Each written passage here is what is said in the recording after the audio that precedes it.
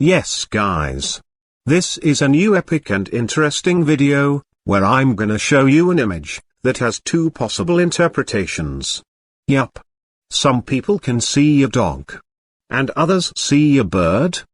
Or, if you are cool and smart, you can see both of them. But this illusion consists of what you see first.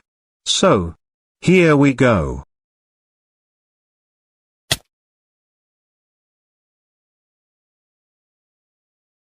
Well, that was the image.